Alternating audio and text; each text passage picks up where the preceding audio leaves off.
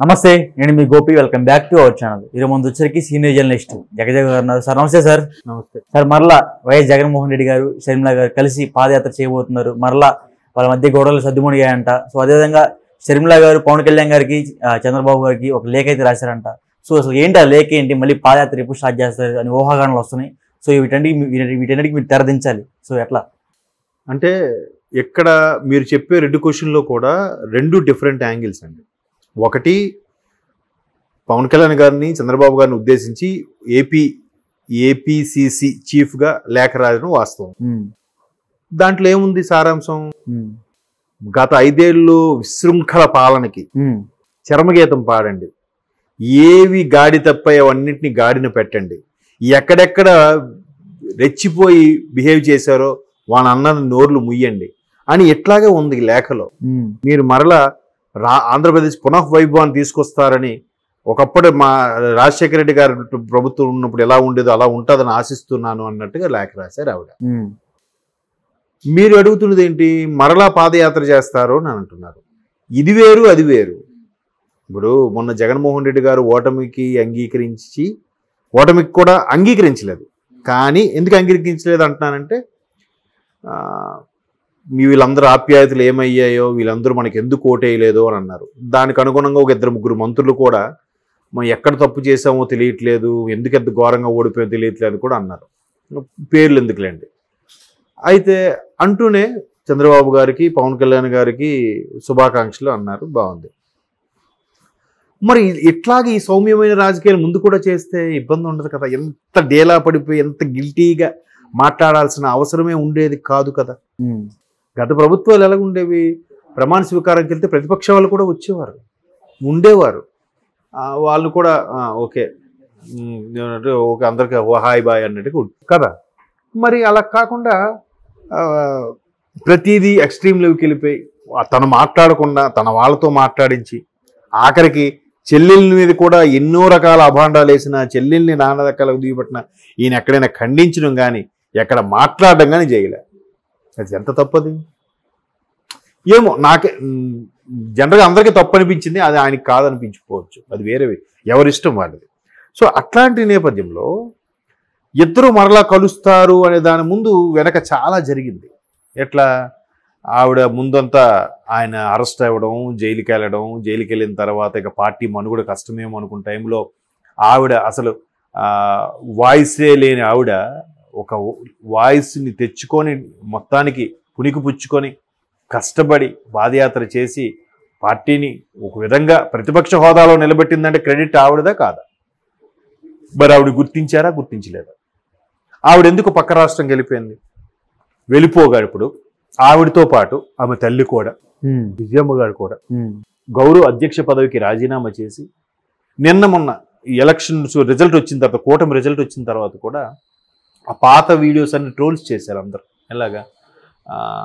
నేను ఇంతవరకు బాబుతో ఉన్నాను, ఇకపై బాబుతో ఉండట్లేదు, అమ్మాయితో ఉండాలనుకుంటున్నాను, అందుకే అక్కడికి వెళ్ళిపోతున్నాను, అందుకే అధ్యక్ష పదవి కూడా రాజీనామా చేశాను అని కూడా చెప్పారు. అంటే అర్థం ఏంటి? ఇక్కడ ఉండలేకపోతున్నానని అంటే ఏంటి ఇంకా అర్థం? సో అప్పుడు కూడా ఆయనకు ఉండండి, మేము చూసుకుంటాను కూడా, అంటే అధికారం ఉంది తర్వాత చూద్దాంలే అన్నట్టు ఆలోచించారా? లేదంటే ఏముందిలే వీళ్ళు వెళ్ళిపోయినంత మాత్రం మనకు ఓట్లు పడవాని అనుకున్నారా? ఇవన్నీ వ్యతిరేకతలే కదా, స్టెప్ బై స్టెప్. ఎమ్మెల్సీ స్టార్టింగ్లో ఎమ్మెల్సీలు కూడా ఓడిపోయారు. ఇవన్నీ మరి వ్యతిరేకతలు కావా? మరి అప్పుడైనా రియలైజ్ అవ్వాలి కదా, అప్పుడైనా కళ్ళు తెరవాలి కదా. సో అట్లా అన్ని జరిగిన తర్వాత మరలా ఆవిడ తెలంగాణలో కాంగ్రెస్కి మద్దతు ఇవ్వడం వల్ల, లేదంటే ఆవిడ పోటీ చేయకపోవడం వల్ల, ఓటు చీలిపోలేకపోవడం వల్ల కాంగ్రెస్ గెలిచింది అని కొంతమంది విశ్లేషకులు కూడా చెప్పారు.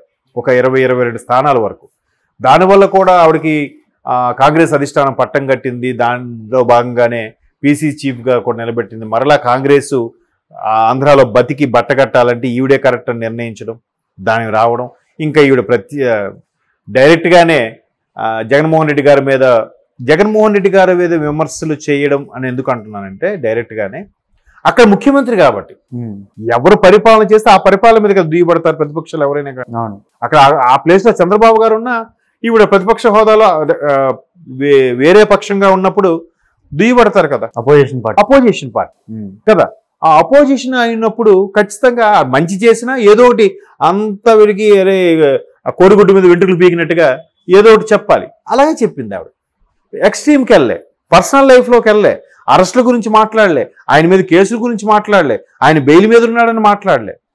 వీళ్ళందరూ అరే చెల్లెలు దూరం అయిపోయిందని మరి ఆయన మాట్లాడించాడో లేదంటే ఆయన అభిమానులే ఆయన దృష్టిలో పడాలనే ఉద్దేశంతో చెలరైపోయి మాట్లాడారో తెలియదు, కానీ చాలా మాట్లాడారు ఎవరు అన్న. వైఎస్ షర్మిల కానే కాదు, ముస్మునూరి ఏదో సంథింగ్ షర్మిల, అనిల్ గారి భార్య షర్మిలా శాస్త్రి ఇట్లా ఎన్నో ట్రోల్స్ చేశారు.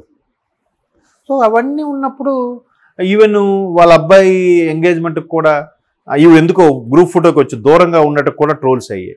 మరి అవన్నీ జరిగినప్పుడు బట్ కుటుంబంలాగా కలుస్తారు, బట్ మళ్ళీ ఈ స్థాయిలో వచ్చి ఆవిడ పాదయాత్ర చేస్తుంది అని అనుకోవడం మాత్రం జరగని పని అని నేను అనుకుంటున్నాను. ఎందుకంటే ఇవన్నీ పడలేక కదా విజయం గారు కూడా ఇక్కడ లేరు, అవుట్ ఆఫ్ కంట్రీ వెళ్ళిపోయారు అని కూడా చూసాం. ఈవెన్ ఆవిడ కొంగుపట్టి కూడా ఈసారి జగన్మోహన్ రెడ్డి గారు పెట్టిన అభ్యర్థిని ఓడించండి, నన్ను గెలిపించండి అని చెప్పి కొంగు చాచి కూడా అర్థించిన అక్కడ జనాలు కన్ను తెరవలే. కొంతమంది రాష్ట్రం అంతా బుద్ధి చెప్పారు, అక్కడ మాత్రం అవ్వలేదు. తర్వాత విజయం గారు కూడా వీడియో పెట్టారుగా, నా బిడ్డ మెజారిటీ తగ్గించారు. మెజారిటీ తగ్గించిన కాదండి, బుల్లెట్ దిగిందా లేదా చూద్దాం. మెజారిటీ తగ్గించారు ఇవన్నీ కాదు. ఒకవేళ ఇవి చేయకపోతే టీడీపీ వచ్చేదేమో, అలా కూడా అయిండొచ్చు కదా. సో మొత్తానికి ఆవిడ విజయం గారు కూడా వీడియో రిలీజ్ చేయడం, కానీ వద్దు అదే వద్దని కాదు నా బిడ్డను గెలిపించండి అంటే అర్థం ఏంటి, అవతల ఆవిడ ఓడించండి అనే కదా దాని అర్థం. బట్ దాన్ని కూడా ఇంకా వైసీపీలు ఏం చెప్పారంటే ఇంకా ఆవిడని ఏం విమర్శించలేక మరి ఏమో పెద్ద ఆవిడని వదిలేసారు, ఎక్స్క్యూజ్ చేసినట్టున్నారు పాపం. ఓన్లీ అక్కడ వరకే అడిగారు కానీ రాష్ట్రం అంతా కాదు కదా అన్నారు. రాష్ట్రం అంతా కాకపోవడం ఎలా అవుతుంది? అక్కడ పెట్టింది ఎవరిని? జగన్మోహన్ రెడ్డి గారి క్యాండిడేట్ని, కానీ వేరే వాళ్ళని కాదు కదా. అంటే జగన్మోహన్ రెడ్డి గారు ముఖం చూసే కదా ఓటేసిన వాళ్ళు వేస్తారు. ఆయన కూడా అదే చెప్పాడు కదా నేషనల్ మీడియాకి ఇచ్చిన ఇంటర్వ్యూలో. మళ్ళటప్పుడు అక్కడ ఓడించండి అంటే ఆయన ముఖం చూడొద్దని చెప్పినట్టేగా ఇండైరెక్ట్గా. సో అట్లా అన్ని జరిగినప్పుడు మరలా కలిసి ప్రయాణిస్తారు, కలిసి నడుస్తారు అనేది మాత్రం అపోహని నేను అనుకుంటున్నాను. ఎందుకంటే ఇవన్నీ అగాధాలు జరిగాయి కాబట్టి కొంచెం ఒకవేళ కలిసినా కూడా టైం పడుతుంది. మళ్ళీ ఎలక్షన్స్ టైంకి ఏమో అన్నా చెల్లెలు కలిసి లేదు, అప్పుడెప్పుడు అవుద్ది, మళ్ళీ ఇతను కాంగ్రెస్లోకైనా విలీనం అయిపోవాలి, లేదా ఆవిడ మళ్ళీ కాంగ్రెస్ వచ్చి వైసీపీలో ఒక కీలక పదవి తీసుకొని ఆవిడైనా చేయాలి. కాబట్టి అంత సింపుల్గా జరుగుతాయని అనుకోవట్లేదు. బట్ రాజకీయాల్లో ఏదైనా సాధ్యమే కదా. ఆ అపోజిషన్ అయినప్పుడు ఖచ్చితంగా మంచి చేసినా ఏదో ఒకటి అంత వీడికి అరే కోడిగుడ్డు మీద వెంట్రుకలు పీకినట్టుగా ఏదో ఒకటి చెప్పాలి. అలాగే చెప్పింది ఆవిడ. ఎక్స్ట్రీమ్కి వెళ్ళే, పర్సనల్ లైఫ్లోకి వెళ్ళే, అరెస్టుల గురించి మాట్లాడలే, ఆయన మీద కేసుల గురించి మాట్లాడలే, ఆయన బెయిల్ మీద ఉన్నాడని మాట్లాడలే. వీళ్ళందరూ అరే చెల్లెలు దూరం అయిపోయిందని మరి ఆయన మాట్లాడించాడో లేదంటే ఆయన అభిమానులే ఆయన దృష్టిలో పడాలనే ఉద్దేశంతో చెలరైపోయి మాట్లాడారో తెలియదు, కానీ చాలా మాట్లాడారు ఎవరు అన్న.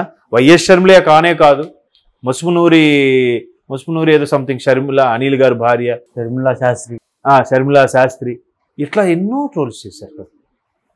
సో అవన్నీ ఉన్నప్పుడు ఈవెన్ వాళ్ళ అబ్బాయి ఎంగేజ్మెంట్కి కూడా ఇవి ఎందుకో గ్రూప్ ఫోటోకి వచ్చి దూరంగా ఉన్నట్టు కూడా ట్రోల్స్ అయ్యాయి.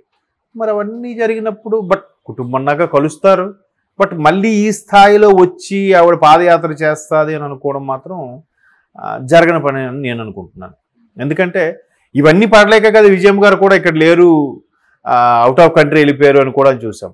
ఈవెన్ ఆవిడ కొంగుపట్టి కూడా ఈసారి జగన్మోహన్ రెడ్డి గారు పెట్టిన అభ్యర్థిని ఓడించండి, నన్ను గెలిపించండి అని చెప్పి కొంగు చాచి కూడా అర్థించిన అక్కడ జనాలు కన్ను తెరవలే. కొంతమంది రాష్ట్రం అంతా బుద్ధి చెప్పారు, అక్కడ మాత్రం అవ్వలేదు. తర్వాత విజయం గారు కూడా వీడియో పెట్టారుగా, నా బిడ్డ మెజారిటీ తగ్గించారు. మెజారిటీ తగ్గించిన కాదండి, బుల్లెట్ దిగిందా లేదా చూద్దాం. మెజారిటీ తగ్గించారు ఇవన్నీ కాదు. ఒకవేళ ఇవి చేయకపోతే టీడీపీ వచ్చేదేమో, అలా కూడా అయిండొచ్చు కదా. సో మొత్తానికి ఆవిడ విజయం గారు కూడా వీడియో రిలీజ్ చేయడం, కానీ అదే వద్దని కాదు నా బిడ్డను గెలిపించండి అంటే అర్థం ఏంటి, అవతల ఆవిడ ఓడించండి అనే కదా దాని అర్థం. బట్ దాన్ని కూడా ఇంకా వైసీపీలు ఏం చెప్పారంటే ఇంకా ఆవిడని ఏం విమర్శించలేక మరి ఏమో పెద్ద ఆవిడని వదిలేసారు, ఎక్స్క్యూజ్ చేసినట్టున్నారు పాపం. ఓన్లీ అక్కడ వరకే అడిగారు కానీ రాష్ట్రం అంతా కాదు కదా అన్నారు. రాష్ట్రం అంతా కాకపోవడం ఎలా అవుతుంది? అక్కడ పెట్టింది ఎవరిని? జగన్మోహన్ రెడ్డి గారి క్యాండిడేట్ని, కానీ వేరే వాళ్ళని కాదు కదా. అంటే జగన్మోహన్ రెడ్డి గారు ముఖం చూసే కదా ఓటేసిన వాళ్ళు వేస్తారు. ఆయన కూడా అదే చెప్పాడు కదా నేషనల్ మీడియాకి ఇచ్చిన ఇంటర్వ్యూలో. మళ్ళటప్పుడు అక్కడ ఓడించండి అంటే ఆయన ముఖం చూడొద్దని చెప్పినట్టేగా ఇండైరెక్ట్గా.